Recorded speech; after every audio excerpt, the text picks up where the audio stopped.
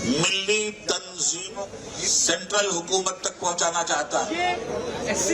तो वक्फ बिल संशोधन के खिलाफ ये प्रदर्शन चल रहा था और इसको लेकर क्या स्टेटमेंट जारी किया है all India Muslim personal law board ने। चलिए जानकारी आपको दे देते हैं उनकी तरफ से क्या कहा गया है। दरअसल वक्फ संशोधन बिल के नाम पर अराजकता फैलाने वाला, सुरक्षा पारदर्शिता के नाम पर वक्फ संपत्ति को तबाह और कब्जा करने की साजिश है।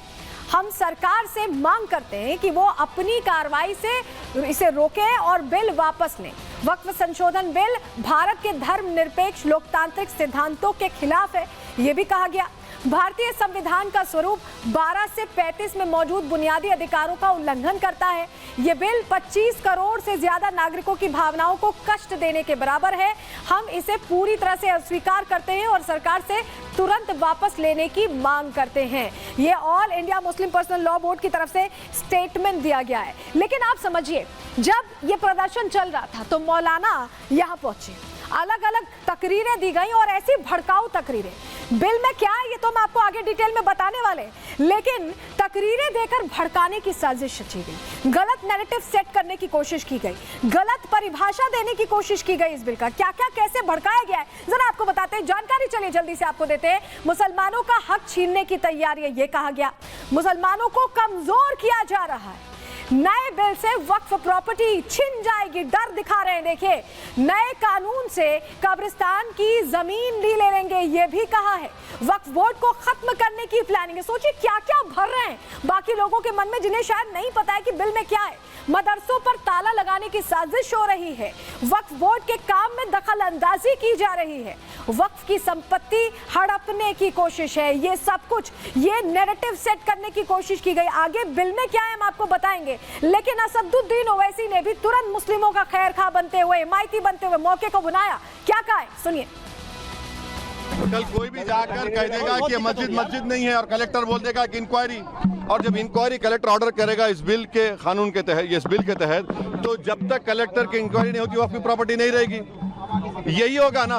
अगर आपकी मस्जिद है, कोई आके बोलेगा मस्जिद नहीं है, कलेक्टर को कंप्लेन दे दिया, कलेक्टर इंक्वायरी ऑर्डर करेगा, इंक्वायरी तक जब इंक्वायरी ऑर्डर करेगा तो वो मस्जिद ही नहीं रहेगी, वक्फ नहीं रहेगा। और हिंदू धर्म में, सिखों के धर्म में, जैन धर्म में, बौद्ध धर्म में उनके जो मजहबी बोर्ड्स हैं उसमें तो कोई उन्हीं का मजहब का नहीं बन सकता है। यहाँ पर आप कैसे बना रहे हैं फिर, और ज्यादा बना सकते हैं क्या? इससे वक्फ को बचाने का कोई ताल्लुक नहीं है। सुन रहे हैं आप, असदुद्दीन ओवैसी कह रहे हैं कि इससे वक्फ को बचाने का कोई ताल्लुक नहीं है। दरअसल ये वोट बचाने का ताल्लुक था जो इस तरह का बयान सामने आया, क्योंकि यहाँ पर जो फैसले लिए जा रहे हैं वो बेहतरी के लिए लिए जा रहे हैं। कैसे लिए जा रहे हैं हम आपको आगे बताएंगे, लेकिन असदुद्दीन ओवैसी इकलौते सियासतदान नहीं है जो मौके को भुनाने पहुंचे। और भी चेहरे थे, कौन कौन पहुंचा चलिए आपको बताते हैं जल्दी से। देखिए, सलमान खुर्शीद पहुंचे, कांग्रेस के नेता। इसके अलावा फौजिया खान पहुंची, एनसीपी शरद गुट से नेता है। अबू ताहिर टीएमसी के नेता पहुंचे। मोहम्मद बशीर आईयूएमएल के नेता पहुंचे। इसके अलावा राजा राम सिंह सीपीआईएमएल के नेता भी पहुंचे। सीएमआई के सैयद अजीज पाशा भी यहाँ पहुंचे। ये तमाम चेहरे थे जो पहुंचे, और इनका कहीं ना कहीं मकसद यही था कि जो चल रहा है, जो प्रदर्शन चल रहा है, जो फेक नैरेटिव फैलाया जा रहा है, जो भड़काने का कार्यक्रम चल रहा है, उसमें ये अपनी सियासत के लिहाज से पहुंच जाए और फायदा शायद इन्हें मिल जाए। विपक्षी तमाम जो चेहरे पहुंचे, उनमें से बड़े चेहरों का क्या कहना है, किस तरह से उन्होंने समर्थन दिया है, पहले उन्हें सुना रहे हैं आपको, सुनिए। वक्फ बिल को लेकर के बहुत सारी शिकायतें, बहुत सारी आशंकाएं हमारे जहन में भी हैं, और जेपीसी ने उसमें एक तरह से बहुत ही संकीर्ण दायरे में पूरा विमर्श रखा है। सरकार जो तानाशाही थोपने की कोशिश कर रही है उसके खिलाफ लोकतांत्रिक तरीके से अगर संस्थाएं विरोध कर रही हैं तो अच्छी बात है। वक्फ की जमीनें लूट करके अपने उद्योगपति दोस्तों को देना चाहते हैं क्या? जेपीसी का गठन क्यों किया आपने, जब जेपीसी के सदस्यों की राय को सुनना ही नहीं था? ये सरकार पूरी तरह से झूठ बोल रही है। सरकार पूरी तरह से तानाशाही पर उतारू। लोकतंत्र में उनको अधिकार है, सबको अधिकार है कि जो बातें मन की न हो, जो बातें समझते हैं कि उनके साथ अन्याय हो, तो लोकतांत्रिक ढंग से उसका विरोध करें। और सरकार को की भी जिम्मेदारी बनती है कि खुले मन, खुले दिल, खुले दिमाग से देश बड़ा है, देश की एकता बड़ी हुई है, ये सोचकर उनकी बातों को सुने।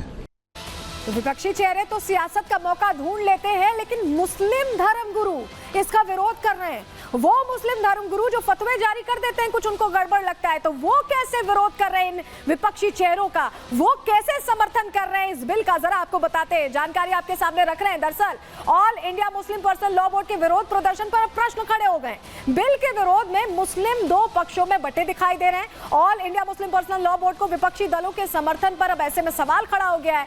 दिल्ली में हुआ प्रदर्शन राजनीति से प्रभावित है, ये मुस्लिम धर्मगुरु कह रहे हैं, हम नहीं कह रहे। मुस्लिम धर्मगुरु ने प्रदर्शन पर सवाल उठाए हैं और all India Muslim personal law board अपने मकसद से भटक गया है, ये मौलाना रजवी का कहना है। मौलाना रजवी ने साफ साफ कह दिया कि अपना जो उसका एक एजेंडा था उससे भटककर गलत रास्ते पर चला गया है। और क्या कहा है, कैसे विपक्षी चेहरों से सवाल किया है, सुनिए जरा।